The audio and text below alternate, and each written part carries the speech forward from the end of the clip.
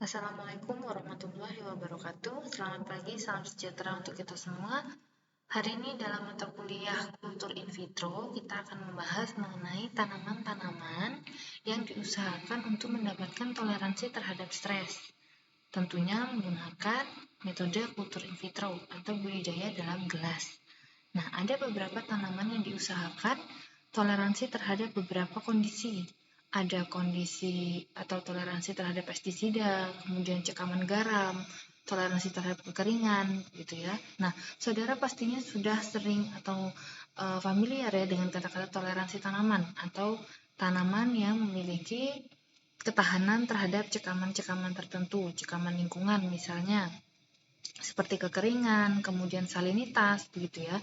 Nah, toleransi tanaman sendiri itu ada mengenai toleransi lingkungan, fisiologi, kemudian ada faktor biotik maupun abiotik. Dan toleransi tanaman sendiri ini merupakan salah satu mekanisme dari tanaman itu untuk bertahan hidup. Begitu. Bagaimana dia mampu mempertahankan kondisinya atau pertumbuhannya selama lingkungannya itu tidak mendukung gitu. Tapi ada batasan-batasan toleransi yang dimiliki oleh tanaman sehingga kalau batasan tersebut sudah maksimal nih ya, sudah tidak bisa diusahakan lagi oleh tanaman, maka dia akan mati begitu.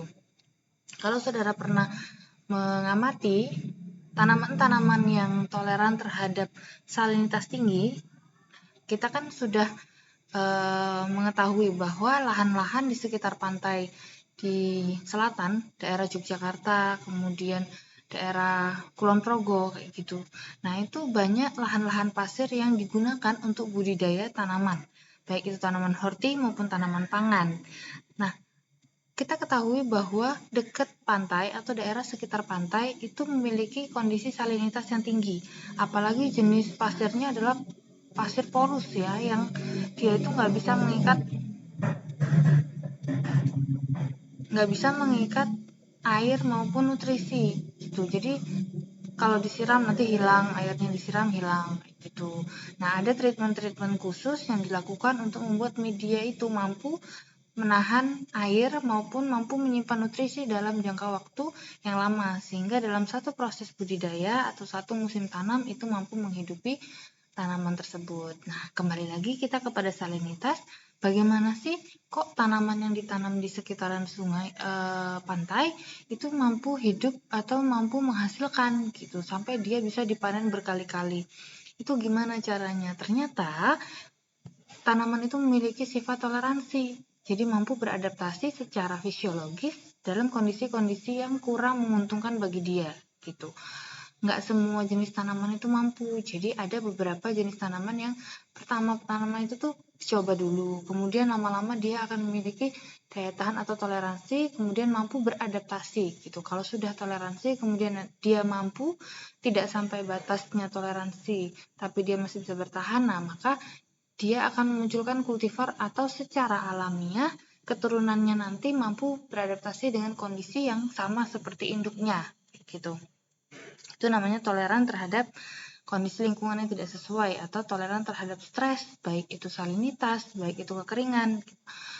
Mungkin nanti saudara akan tertarik dengan penelitian-penelitian mengenai cekaman kekeringan gitu. Kalau dalam mata kuliah agrofisiologi ya, atau dalam mata kuliah cekaman, dapatkan saudara ya cekaman kekeringan atau cekaman salinitas begitu. Nah, di situ ada cara-cara ataupun proses fisiologisnya dari tanaman itu, bagaimana mekanismenya dia bertahan dalam kondisi cekaman yang begitu banyak, baik itu cekaman garam, cekaman kekeringan, cekaman Fe gitu ya.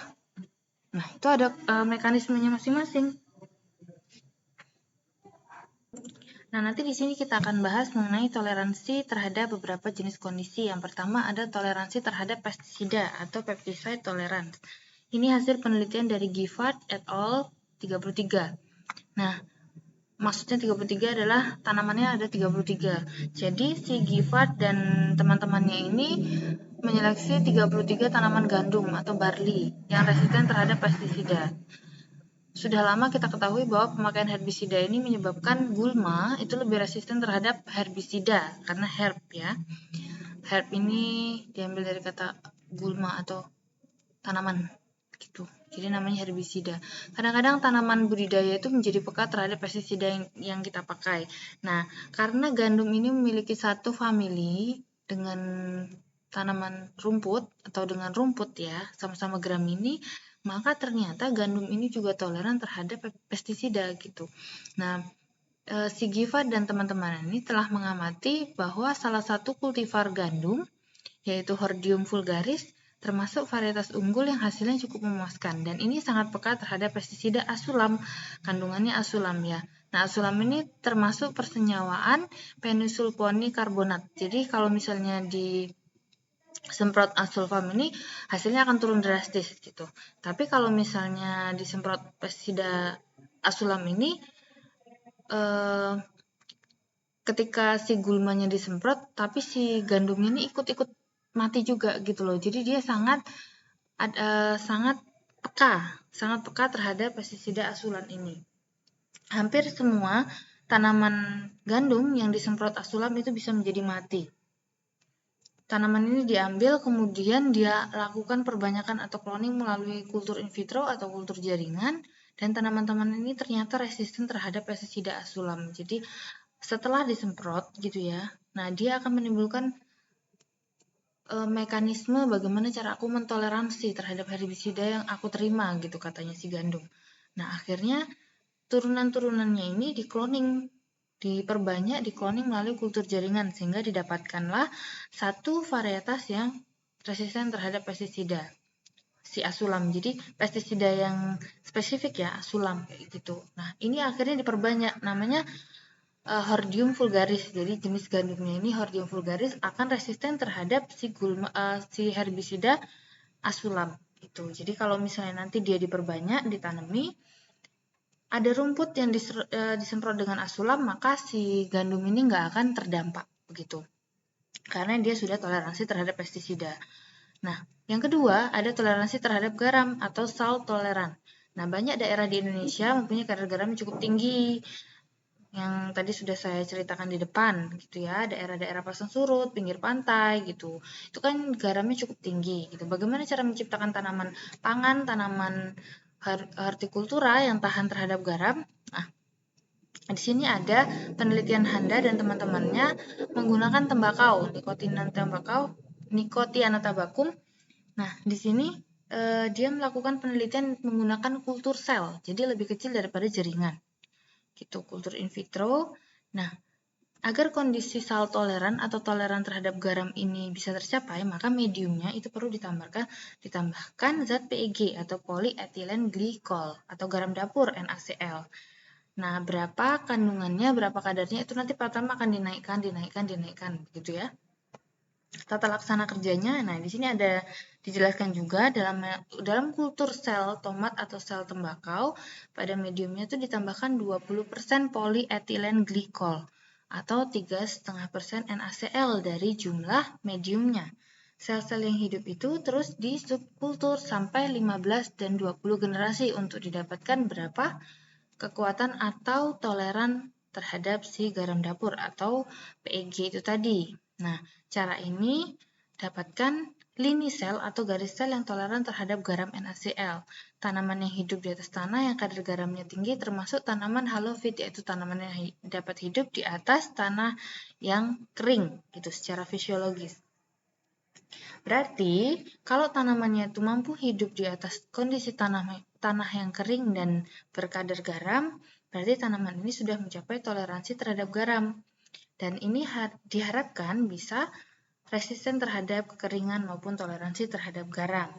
Untuk melihat keberhasilan penelitian ini, dari sel-sel yang telah tumbuh 20 generasi tadi kan diperbanyak, kemudian nanti hasilnya diperbanyak lagi sampai 20 generasi, itu ditumbuhkan lagi pada medium dengan garam 3,5% atau PEG-nya itu 20%.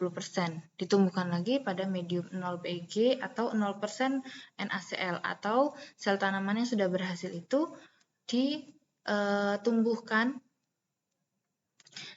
lagi pada medium 0%. tidak mengandung garam dan tidak mengandung PEG gitu. Apakah dia akan mati atau dia akan hidup gitu. Jadi setelah dia toleran terhadap garam yang tinggi, ketika dikembalikan pada kondisi yang semula, syarat tunggu semula, apakah dia akan mati atau dia akan tetap hidup gitu. Nah, ini ternyata setelah sel yang berhasil beradaptasi pada garam tinggi itu tumbuhnya akan mundur atau bahkan sama sekali mati. Dia nggak mampu hidup pada kondisi yang sudah aman gitu. Ternyata dia sudah beradaptasi dengan kondisi cekaman salinitas yang tinggi sehingga ketika dikembalikan pada kondisi semula, toleran dirinya itu belum kembali gitu. Jadi dia mati. Nah, permasalahannya menurut Handa itu ada 3 permasalahan yang timbul karena dicapainya sel-sel tanaman atau salt toleran. Apa sebenarnya yang terjadi? Yang terjadi di sini adalah suatu peristiwa mutasi atau hanya peristiwa epigenetik. Jika sifat keturunan diwariskan, maka terjadi mutasi. Akan tetapi peristiwa epigenetik ini melalui perbanyakan vegetatif atau mitosis, itu sifat keturunan diwariskan. Tetapi jika melalui perbanyakan generatif, meiosis, sifatnya tidak diwariskan. Terjadi reversibilitas ke arah semula lebih mudah. Nah, karena kita tadi menggunakan perbanyakan secara kultur in vitro, itu kan perbanyakan secara vegetatif atau mitosis. Jadi sifat keturunannya diwariskan. Dia toleran terhadap garam. Jadi diturunkan toleran terhadap garam. Nah, karena itu ketika dikembalikan pada kondisi semula, dia akan mati. Dia nggak akan bertahan hidup karena sifatnya tadi diwariskan ke anak-anaknya gitu. Tetapi jika kita melalui perbanyakan generatif, misalnya kita menggunakan biji, nah itu sifat-sifatnya tidak diwariskan gitu. Jadi dia akan mudah ke arah semula. Jadi kembali ke posisi awal ketika tidak terjadi cekaman salinitas itu tadi. Kayak gitu. Jadi kalau misalnya kita perbanyakan menggunakan kultur in vitro sebanyak 20 generasi, perbanyakan secara vegetatif, ternyata ketika dikembalikan pada kondisi semula, dia akan mudah mati. Tapi ketika perbanyakan menggunakan sel generatif atau menggunakan perbanyakan generatif, dia akan mudah kembali pada posisi semula. Kayak gitu. Jadi mudah beradaptasi kalau misalnya perbanyakan menggunakan metode generatif. Bagaimanakah mekanisme fisiologi atau biokimia bertanggung jawab terhadap fenotip yang diperoleh? Kemudian apakah variasi fenotip yang diperoleh itu juga disertai atau dapat dipakai untuk meningkatkan produksi?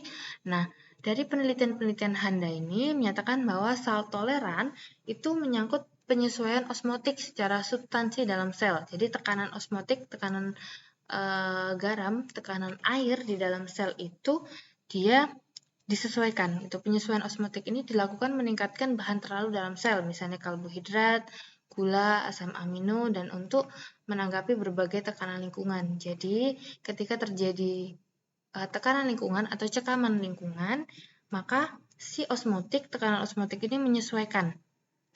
Nah, peningkatan bahan terlarut seperti karbohidrat, gula, dan asam amino ini kan terlalu di dalam air. Jadi, itu yang akan modifikasi agar dia bisa bertahan dalam kondisi lingkungan kayak gitu. Misalnya asam fenoliknya yang dikeluarkan, kemudian ada karbohidrat yang dipecah menjadi gula untuk jadi energi, itu juga bisa gitu. Nah, bagian-bagian sel yang toleran terhadap kadar air rendah, sel-sel dapat menyesuaikan diri terhadap cekaman ada penyesuaian diri terhadap tekanan osmotik sebesar 40 bar atau PEG dan 60 bar bagi garam NaCl. Nah, ini adalah hasil penelitian si Handa dan kawan-kawannya. Sementara untuk toleransi terhadap kadar air rendah itu ada beberapa klon-klon yang low water toleran mempunyai LD-nya sampai 50 dengan kadar 15% PEG atau polyethylene glycol. Nah, klon-klon yang tidak low water toleran atau toleran terhadap kadar air rendah, kekeringan gitu ya, itu tercapai pada kadar 25% yang toleran misalnya pada tomat sebelum diseleksi. Nah, kayak gini ini klon-klon yang meningkat dengan semakin meningkatnya PEG. Berarti klonnya tersebut bisa lebih toleran terhadap kadar garam yang lebih tinggi. Karena dia tadi ditoleransi terhadap kandungan air dan kandungan garam. Begitu. Kalau pada tebu, salt toleran pada tebu ini juga mirip-mirip dengan tadi toleran dari si tembakau tadi. Nah, penelitian ini dilakukan oleh Ming dan Hui. Jadi ada bahan yang digunakan yaitu 1 gram kalus dari tebu kultivar F164. Dibudidayakan secara in vitro pada media dasar MS. Nah, media dasar MS ini yang paling sering digunakan ya, paling banyak digunakan baik itu untuk tanaman horti maupun tanaman pangan.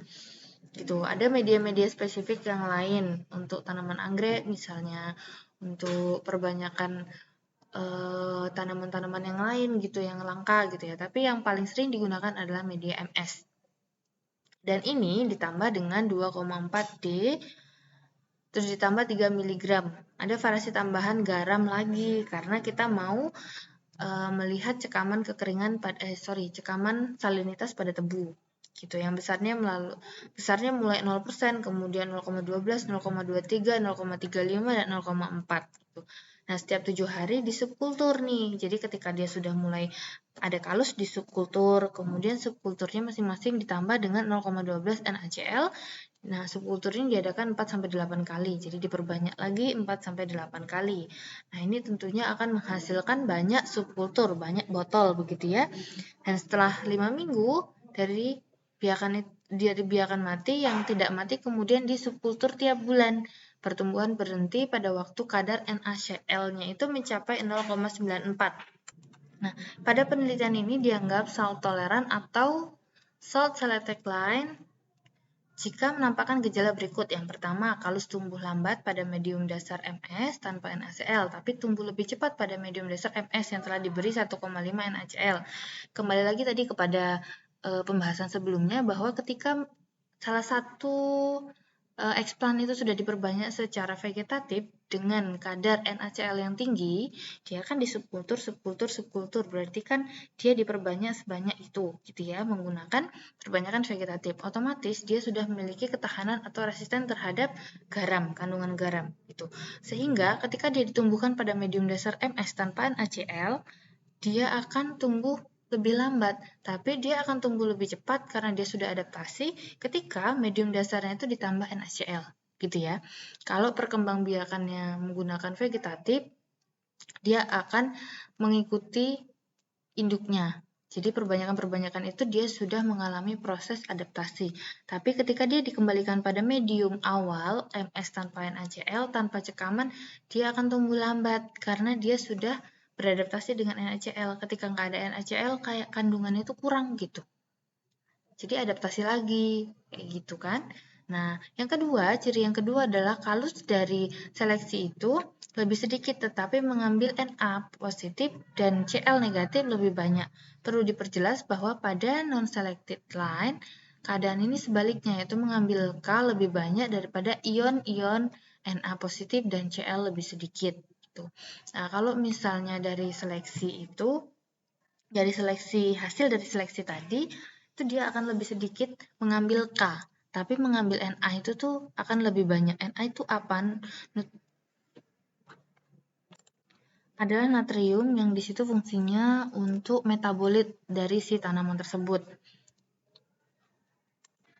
Sementara Cl ini adalah imun.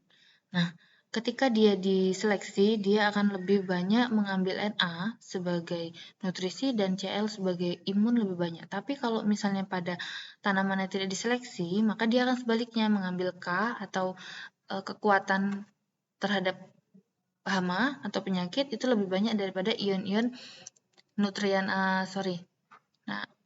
daripada Na dan Cl gitu. Daripada ion untuk nutrisi dan untuk imun gitu. Dan ciri yang ketiga adalah dengan bertambahnya kemampuan menyerap Na dan Cl, maka potensi terhadap penyerapan air 2 kali lebih rendah daripada non-selected line. Hasil seperti itu sudah dicapai oleh Yasuda dan teman-temannya. Menurut Yasuda, meskipun kalus yang dapat tumbuh dalam kadar 2% NaCl, tapi pertumbuhan kalus terbaik terjadi pada kadar 0,5 NaCl. Jadi makin rendah pertumbuhan kalus, terbaik terjadi pada kadar 0,5 NaCl. Kalau dia mampu menyerap Na dan Cl lebih banyak, maka potensi terhadap penyerapan air 2 kali lipat lebih rendah. Karena metabolitnya bisa dikendalikan. Gitu. Tanamannya sudah mulai beradaptasi. Nah, kalau self-tolerant pada tomat, Ini juga tomat terhadap salinitas ya. Bahannya tomat, kemudian mediumnya juga sama MS. Nah, tapi kalau dia mesti ditambah dengan IAA dan BA. Tuh.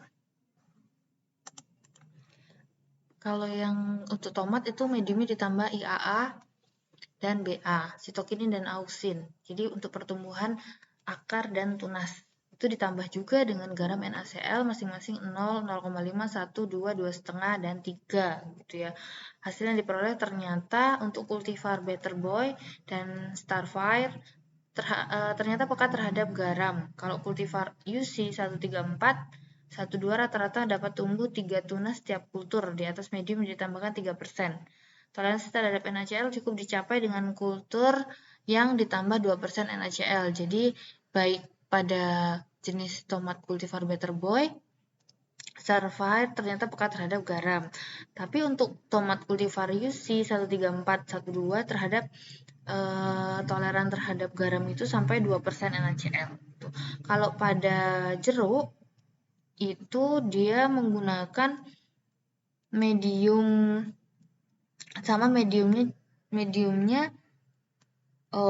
digunakan ada Linzmeier dan Schock dengan tambahan 3% saccharose atau kasein hydrolysat. Nah, ini ternyata ketika diaplikasikan pada tanaman jeruk, pada sitrus ya. Pada sitrus itu merupakan tanaman peka terhadap garam. Untuk kultivar, ada beberapa jenis kultivar dari Ovula citrus sinensis, itu dia menambahkan 0,2 NaCl. Sel-sel sitrus menjadi toleran dengan ion Ca++, tapi terganggu kalau ada KCl, jadi jangan diberi KCl. Dan ada juga padi yang toleran terhadap si salinitas. Sebenarnya toleran terhadap salinitas ini jenis padinya sudah banyak ya, karena sudah banyak dibudidayakan di sekitar pantai Kulon Progo maupun Yogyakarta, kemudian di beberapa daerah yang salinitasnya tinggi seperti Pantura, itu di daerah Cirebon kalau nggak salah itu juga sudah banyak ditanam padi-padi jenis toleran terhadap salinitas gitu. Tapi di sini hasil penelitian ini menyebutkan bahwa explant digunakan adalah jaringan embrio kultivar IR36 gitu. Dia menggunakan media Linzmeier and Schock dengan tambahan 3% gitu. Nah, dia tambahan air lautnya bervariasi antara 17,5% sampai 67,5% gitu. Dia dibuat bagaimana dia tahan terhadap stres Mg, Ca, KCl, dan NaCl yang garamnya tinggi. Sedangkan air laut itu kan mengandung garam yang sangat tinggi. Jadi dia di aplikasinya itu tidak menggunakan tambahan garam pada medium, tapi disiram. Pemberian tambahan air laut nih. Nah, jadi langsung air lautnya. Karena kandungan garam dari air laut itu kan cukup tinggi gitu ya. Mohon maaf ini untuk penulisan-penulisan nama ilmiah ini harusnya menggunakan cetak miring gitu ya. Nah, hasilnya dari semua medium itu terbentuk kalus. Tapi setelah disubkultur 4 kali, pada medium yang sama, itu semua kalus ditambah air laut lagi. Jadi sebanyak 57-67, kemudian dia menjadi mati. Jadi ternyata pada tahapan ini saja sampai 47,5 dia mampu bertahan gitu. Kalau toleransi terhadap air laut pada tanaman padi, penelitian pertama itu menggunakan kultivar IR36, 56, dan 64. Sama ditambahkan air laut sampai ke 67,5 pada PEG, polyethylene glycol, di mana kadarnya bervariasi. Ada PEG 5% sampai 20%. Nah, hasil penelitian screening pertama yang berkecambah adalah IR64. Nah, makanya banyak juga dibudidayakan pada lahan-lahan basah atau lahan gambut. IR64 itu bagus terhadap jenis-jenis tanah yang memang memberikan cekaman gitu, toleransi terhadap kadar asam yang tinggi pada tanah gambut, kemudian pada salinitas yang tinggi pada tanah atau lahan pasir pantai. Sementara penelitian yang kedua masih menggunakan kultivar IR64. Perlakuannya itu diberi air laut mulai dari 17,5 sampai 67,5 dengan interval 10%. Gitu. Jadi diberikan per 10%. Explant-nya itu dipakai adalah irisan daun, kemudian batang padi, yang menghasilkan kecambah dan juga embrio dari padi. Mediumnya masih menggunakan MS. Nah, tapi perbedaannya pada medium ini dipakai juga variasi ramuan, katanya ramuan ZPT. Jadi tambahan beberapa kombinasi dari ZPT, IAA, dan kinetin. Ini bisa dilihat pada tabel 8, ada ramuan atau tambahan dari ZPT pada medium eksplan padi. Gitu ya. Nah, air laut yang dipakai dengan kadar bervariasi antara 17,5 sampai 67,5 dengan interval 10%. Ternyata hasil pengamatannya setelah dilakukan pemberian atau cekaman salinitas dilakukan selama 20 hari, diamati eksplan tunasnya berhasil tumbuh menjadi kalus. Penelitian ini dianggap berhasil jika kadar air laut yang dipakai tinggi. Diharapkan minimal akan terbentuk kalus dan lebih baik jika terbentuk tunas. Ternyata setelah 21 hari pengamatan berhasil tumbuh menjadi kalus nih gitu. Tapi belum menjadi tunas gitu. IR64 yang batang padi itu setelah 21 hari ternyata tumbuh kalus juga. Perlakuan yang mempunyai harapan baik adalah memakai kadar air sampai 47,5, sama seperti tadi ya, sama seperti penelitian yang di atas ini, penelitian pertama, dia sampai 47,5 saja, dia nggak sampai 57,7. Pada IR64 setelah 21 hari yang diberi dengan tambahan hormon atau kombinasi hormon IAA dan kinetin ternyata dapat menghasilkan kalus dan tunas pada perlakuan air laut 47,5. Jadi ternyata hasil dari eksplan padi IR64 kalau ditambah hormon kinetin dan IAA itu dia akan menghasilkan kalus juga tunas. Jadi ini bagus ternyata ya. Nah, ada lagi selain toleransi terhadap kadar garam atau salinitas, dia toleransi juga terhadap logam berat atau toleransi terhadap Al nih yang pertama nih. Tanah asam kan kita tahu dia mengandung Al yang tinggi ya. Banyak mengandung logam aluminium, bisa menjadi racun bagi tanaman karena dia mengikat beberapa unsur lain, unsur makro yang dibutuhkan tanaman diikat oleh Al gitu. Sehingga ada beberapa tanaman yang tidak mampu tumbuh dengan baik atau dia menjadi tercekam oleh nutrisi-nutrisi makro yang dipegang oleh Al atau kadar Al tinggi itu mampu membuat kandungan-kandungan makro tidak terserap tanaman dengan baik.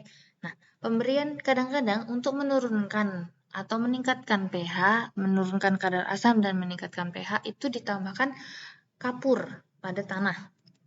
Biasanya kadar Al dan Fe-nya tinggi, yang tujuannya untuk menghilangkan toksisitas yang hanya berlangsung beberapa saat. Selain itu, pemberian kapur seringkali belum menguntungkan secara ekonomis. Gitu. Satu-satunya cara yang dianggap terbaik adalah jika dapat menyeleksi tanaman yang mempunyai toleransi terhadap stres logam Al. Gitu ya. Nah, selama ini yang dilakukan adalah hanya memberikan kapur untuk menurunkan tingkat pH atau menaikkan pH gitu, menurunkan kadar keasaman. Tapi itu hanya berlangsung sebentar. Kalau misalnya nanti pH-nya naik lagi, itu harus dilakukan berulang-ulang. Jadi yang lebih tepat adalah kita menemukan varietas ataupun jenis tanaman yang memang tahan terhadap Al gitu. Nah, kalau hasil penelitian ini yang kita lihat adalah tomat yang tahan terhadap toleransi cekaman Al. Di sini dilakukan dengan penambahan Al-ETA. ETA adalah etilen ediamenatracetat ataupun asam kompleks yang bisa diperlakukan pada eksplan-eksplan yang mau kita dapatkan cekaman Al gitu. Al maupun Fe itu bisa menggunakan perlakuan dari ETA. Ini kita menggunakan tomat, diperlakukan menggunakan ETA juga. Kemudian ada wortel juga perlakukan dengan menggunakan Al-ETA. Nah, karakter dari varian yang toleran terhadap Al, nih, toksisitas aluminium dapat dihilangkan, direndam atau dengan asam sitrat atau asam malat asid. Asam sitrat ini punya kemampuan menyangga sehingga aluminium yang terkena daya kelat itu tadi oleh asam sitrat atau asam malat nggak bisa terserap oleh permukaan sel. Jadi toleran terhadap Al dihubungkan dengan adanya chelating agent. Jadi menyangga atau mengkelat, Mengkelat itu membatasi agar dia tidak bisa terserap gitu. Jadi gimana caranya kita memeriksa tanaman yang toleran terhadap AL? Nah, kita bisa memeriksa dari biji yang diperkirakan sudah AL toleran dikecambahkan. Misalnya, ada tanah yang di situ kita lihat bahwa kadar AL-nya tuh tinggi, tapi ada tanaman yang mampu tumbuh. Kita ambil, kita isolasi, kemudian kita inokulasikan pada media yang mengandung AL. Ternyata dia memang tumbuh di situ, atau kita isolasi pada media yang ditambahkan dengan cairan ETA itu tadi. Nah, ternyata dia tumbuh. Nah, itu dikecambahkan. Setelah akarnya itu mencapai 1 cm, kecambah dipindahkan ke kertas saring pada temperatur 26 derajat Celcius selama 3 hari. Kenapa 26 derajat Celcius? Karena itu merupakan temperatur untuk dia berfotosintesis. Begitu. Kertas saring selalu dibasahi dengan medium yang telah ditambah dengan AlC13 sebanyak 1 mg pada pH 4, pada pH asam tentunya, karena Al itu berada pada pH yang asam. Nah, kecambah tadi hasil AL toleran akan tumbuh normal, sedangkan kecambah yang tidak toleran itu tidak akan tumbuh karena ada kandungan AL-nya. Nah, si kecambah yang tidak mengandung atau tidak toleran terhadap AL, dia tidak akan tumbuh pada pH rendah, pada pH asam, maupun pada tanah ataupun pada media yang mengandung AL tinggi gitu. Berbeda dengan tanaman yang sudah toleran, dia akan mampu tumbuh, mampu berkembang pada medium yang sudah mengandung AL dan pH yang rendah itu tadi. Karena kita temukan bahwa AL ini banyak pada pada pH yang rendah gitu.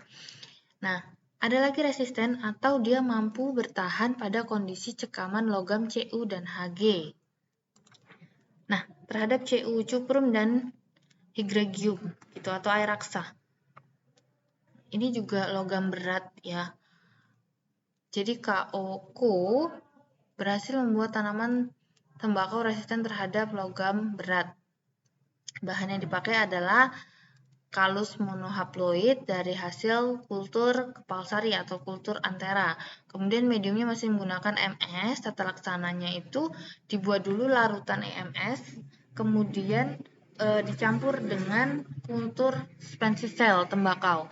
Habis itu disterilisasi dengan saringan millipol filter 0,22 sampai 0,24 mikron. Fungsinya untuk apa? Benar-benar mendapatkan medium yang halus, yang sesuai dengan syarat tumbuhnya. Kemudian diperlakukan selama 1,5 jam dicuci dengan air steril, agar pengaruh racun dari zat EMS-nya itu dapat dihilangkan sebelum dilakukan kultur in vitro.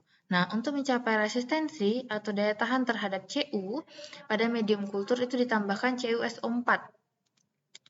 CuSO4 ini merupakan copper atau kuper sulfat yang fungsinya untuk mencegah pertumbuhan bakteri maupun jamur itu sebesar 0,5 sampai 2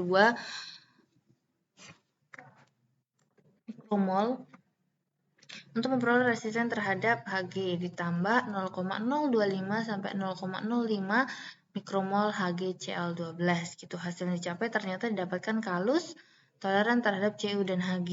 Ternyata bahannya yang digunakan ini itu tahan terhadap Cu dan Hg. Jadi ada beberapa jenis tanaman-tanaman yang bisa kita dapatkan dari hasil kultur in vitro. Bisa kita buat dia resisten terhadap kondisi cekaman lingkungan yang mau kita tuju, misalnya cekaman abiotik maupun cekaman biotik, apakah itu salinitas, AL, kemudian terhadap cekaman dingin atau suhu dingin ya, kemudian cekaman terhadap kekeringan gitu. Itu tergantung dari apa yang mau kita usahakan di situ. Kalau toleransi terhadap dingin ini lebih kepada daerah-daerah yang memang memiliki 4 musim gitu. Kalau Indonesia kan cuma 2 musim tuh gitu ya. Tapi kalau untuk yang 4 musim, negara-negara 4 musim, dia lebih banyak menanam tanaman yang toleransi terhadap dingin. Jadi nggak akan mati ketika dia lagi ada salju misalnya begitu. Nah, musim dingin, musim salju gitu. Tapi nanti dia akan kembali lagi tumbuh atau hidup pada kondisi yang memang sudah nyaman, pada kondisi dia mulai bersemi, kemudian dia mulai bertumbuh kayak gitu. Nah, itu biasanya dia akan menanam mereka yang hidup di daerah dingin, kutub seperti itu ya, dia akan menanam jenis tanaman-tanaman pangan yang memang tahan terhadap suhu dingin. resisten terhadap stres dingin. Nah, ini tadi bahan yang digunakan adalah tebu kultivar 108, kalusnya berupa suspensi disaring dengan saringan yang mata lubangnya itu berdiameter 0,6 sampai 0,11 mm. Mediumnya masih menggunakan MS.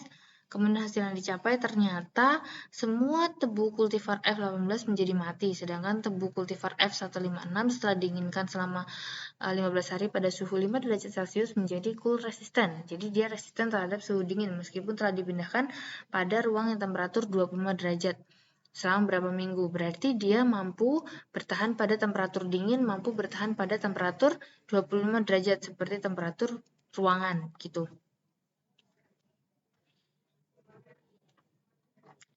Nah, untuk selanjutnya adalah budidaya in vitro untuk mendapatkan tanaman bebas virus. Nah, ini sebenarnya yang lebih dibutuhkan gitu ya. Tapi ketika di lapangan kita akan banyak menemukan hal-hal atau tanaman-tanaman yang mampu bertahan pada kondisi stres apa gitu, stres kekeringan kah, kayak gitu, stres kondisi yang terlalu panas gitu kan ya. Kemudian stres pada kondisi dingin, cekaman AL, cekaman CU, cekaman HG kayak gitu. Nah, itu yang kita butuhkan sebenarnya. Untuk tanaman-tanaman jenis pangan yang ditanam pada tanah gambut itu akan berbeda dengan jenis tanaman yang ditanam pada lahan pasir pantai gitu, karena mereka punya kadar salinitas dan kadar pH yang berbeda gitu. Tentunya itu yang harusnya dikembangkan oleh para peneliti di daerah-daerah tersebut gitu. Misalnya kita mau memperbanyak atau membudidayakan padi daerah salinitas, kita gunakan kultivar-kultivar yang memang tahan terhadap salinitas. Dapatkan dari mana? Kalau misalnya kita mau perbanyakan secara vegetatif gitu, kita tanam, itu membutuhkan waktu yang lama. Tapi kalau misalnya kita menggunakan kultur in vitro, misalnya gitu, kita menggunakan kultur jaringan, kita akan lebih cepat mendapatkan kultivar yang memang tahan terhadap salinitas gitu. Dengan cara apa? Tadi mediumnya diperlakukan dengan penambahan NaCl maupun PEG itu tadi ya.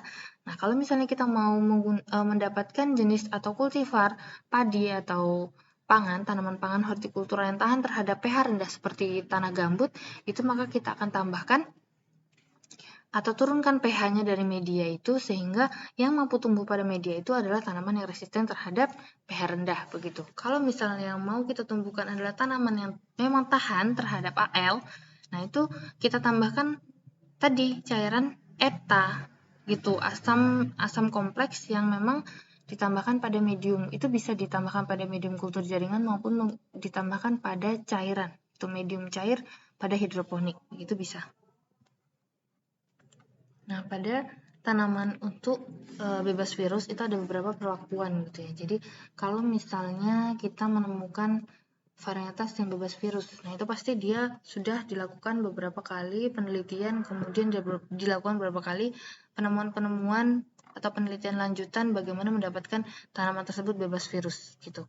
Nah, di sini kita bisa menggunakan beberapa metode. Yang pertama ada hot air treatment atau perlakuan dengan udara panas.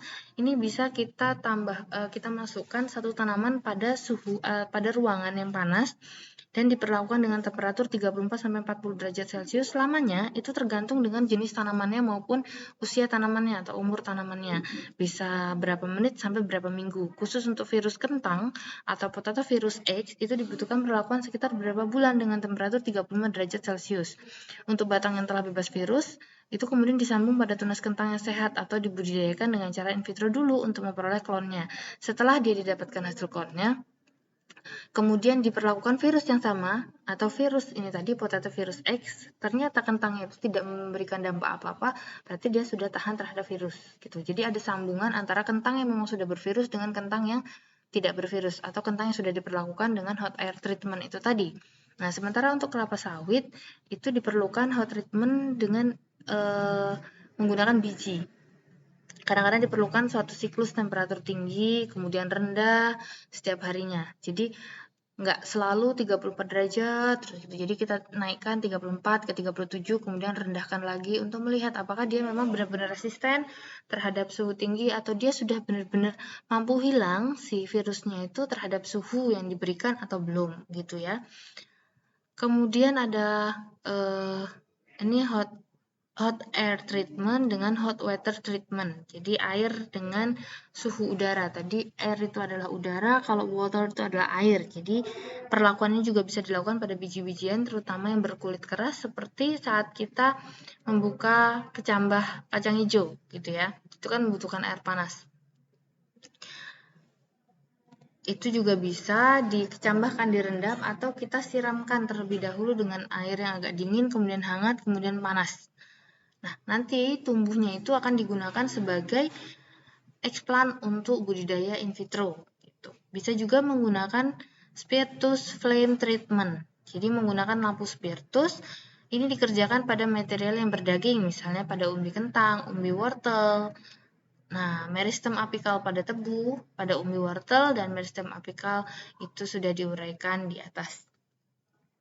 Pada tanaman kentang, Solanum tuberosum, itu umbinya diambil, dicuci bersih, kemudian setelah kelihatan bersih, dimasukkan dalam spiritus atau alkohol absolut, kemudian dibakar di atas lampu spiritus sampai nyalanya habis. Pemanas pembakar lampu ini dikerjakan berulang kali sampai 3 kali minimal ya. Nah, umbi kentang ini kemudian dikecambahkan di atas petri dish, diberi kertas filter yang besar di dalam almari penabur yang tertutup. Maksudnya di dalam lemari yang tertutup untuk melihat apakah memang ada tunas-tunas yang keluar. Kalau misalnya memang ada tunas yang keluar, itu berarti dia memang mampu hidup ketika sudah dipanaskan atau bisa dipakai sebagai material cloning menurut budidaya in vitro, atau tunas-tunas yang keluar itu di-stek dulu dalam tabung reaksi pada medium dasar MS dan medium lain gitu yang lebih spesifik. Kalau misalnya itu dirasa sudah oke, bisa digunakan untuk medium, maka itu akan digunakan untuk explant, maka itu akan diperbanyak lagi gitu. Kemudian ketika dia sudah besar, suntikanlah virus dari Solanum, virus yang biasa menyerang Solanum tuberosum. Kalau dia tahan, berarti dia memang sudah resisten, begitu. Tapi menyuntikannya itu harus pada kondisi yang memang benar-benar bebas dari tanaman yang lain. Gitu. Jangan sampai itu bisa mengkontaminasi tanaman-tanaman yang memang masih dalam perlakuan penghilangan virus kayak gitu. Kemudian ada lagi cara membebaskan penyakit virus dengan kultur ujung meristem.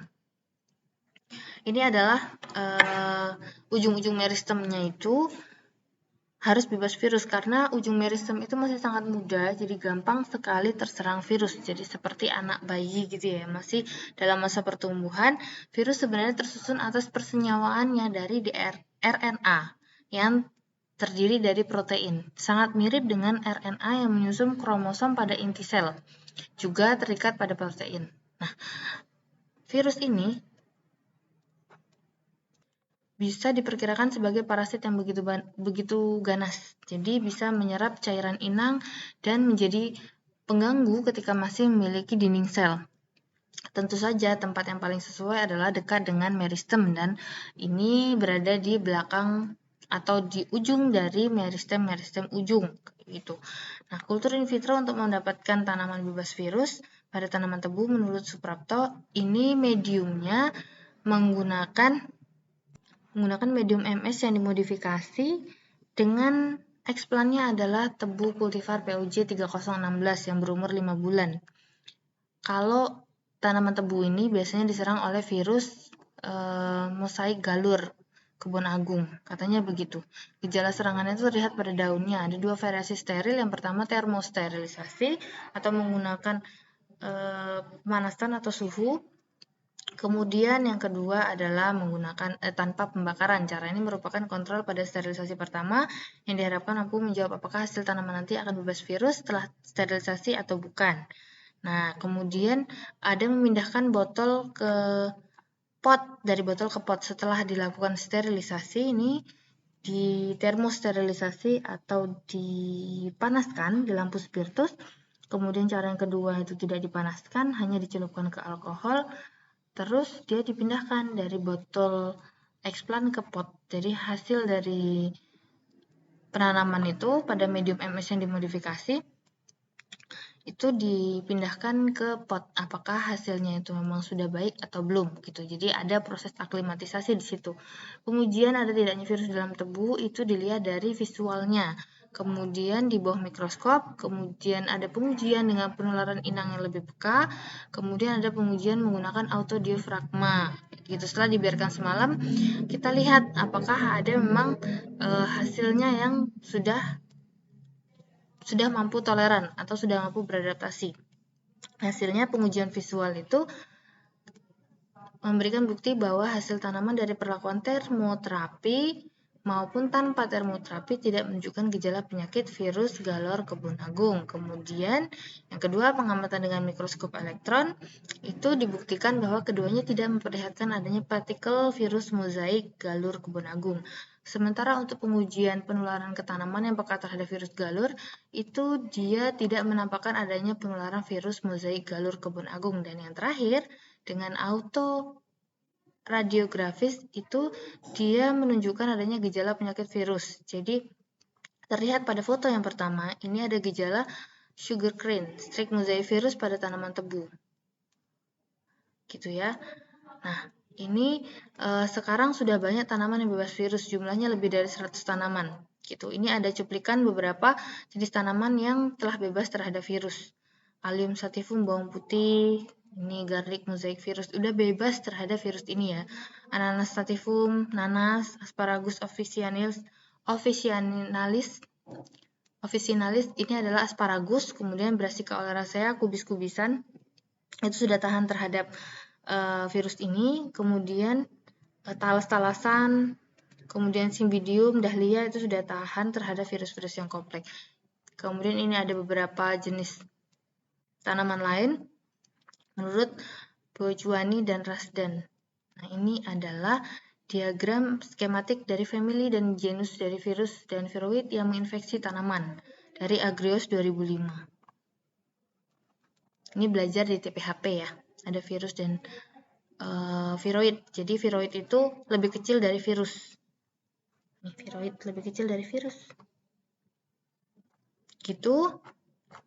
Ini mengenai rangkaian proses infeksi virus. Jadi mulai dari dinding sel, kemudian ribosom, nukleus, nukleolus, kemudian ribosom, polipeptida.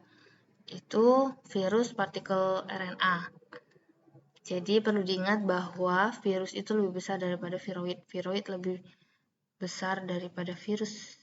Ini RNA-nya lebih kecil dari viroid gitu ya. Nah, ini adalah mengenai perbanyakan tanaman secara kultur in vitro untuk mendapatkan jenis tanaman yang memang tahan terhadap cekaman ataupun stres lingkungan, baik itu secara biotik maupun abiotik. Jadi nanti kalau misalnya saudara mau meneliti tentang jenis tanaman yang tahan terhadap cekaman kekeringan, bisa secara fisiologis maupun secara kultur in vitro gitu ya. Semoga bermanfaat. Saya akhiri, wassalamualaikum warahmatullahi wabarakatuh.